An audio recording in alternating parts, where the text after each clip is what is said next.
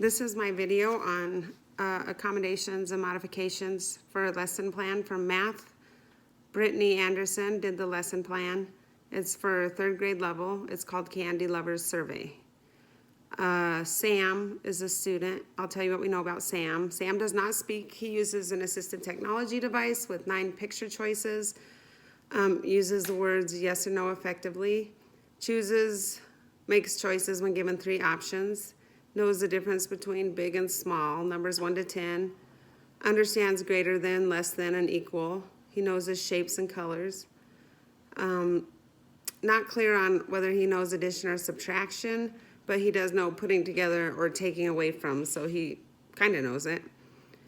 He can use large shapes, and he has a visual impairment, so he can only see objects up to 3 feet away from him. He does well with one-on-one correspondence. So looking at this lesson plan, the objective, the students will create a scaled picture graph and a scaled bar graph to represent the candy surveyed. The kids have to survey kids from the other classroom on what is their favorite candies. So as long as maybe that sheet is already printed out and they hand it to the other kids, he will not have to speak to them one-on-one, and he can get the information he needs. She will provide, assessment will be a graphic organizer with both graphs and charts. Chart, numbers are correctly copied from chart paper. Picture graph, scale is correctly represented. It doesn't say anything in here about Sam not being, he can use his upper body, so I'm assuming he's able to write and draw, so I don't think anything would need to be changed on that. She does have in here that they look at the board for a lot of information so the kids can go off of it and see it. So they would have to make an accommodation that he needs to be very close to the board to see it, or she will have to print large size, whatever she has on the board for him to see in large print where he's working at. Another thing, they meet a lot on the carpet to discuss previous knowledge and if they understand what they're doing and where they're going. They definitely need to make sure that Sam has access to getting his wheelchair on the carpet and that he's up close to the teacher and the board so he can see what's going on, so he can understand better. 4 candies is what they're doing and making 4 graphs. The only modification I would make if that seems to be too much for him is drop it down to 2 candies. Maybe he can only do a graph of 2 candies. I mean, I think he can do all 4, but I don't know in the time allotted if he will do it or not. So if I was to make a modification, it would be just graph less candies, but he should be fine with the numbers. He knows.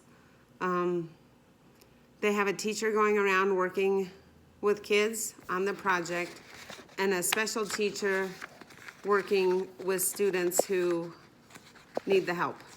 So he will have help and he will have one-on-one correspondence. The only thing also that I questioned a little bit was they're working with partners.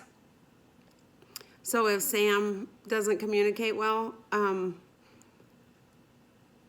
probably need to make sure that he's with someone he knows. Maybe he has a friend in there that he talks to or tries to communicate with his device, or someone he feels comfortable with, so that he can get the full experience of this lesson. If he doesn't, he may just have to do it on his own with the one-on-one correspondence. But as long as everything is provided in large print for him and he is able to view all of the examples given and he can use his hands to create the graphs, he knows the numbers and he understands putting together and taking away from. So Sam really should be able to do this lesson without any problems. The supports provided for him would be large print examples in case he can't see the board. She also has an example of, I believe, what the final project would look like for them to look at. The support that they are providing for the entire class is the extra teacher to come around and help individually. Don't believe Sam will have a different learning outcome. And I believe that is all that needs to be accommodated for and modified for Sam. given his limitations, it sounds like he's totally capable of doing this lesson plan. So that is my analysis of the Candy Lovers Survey. Bye.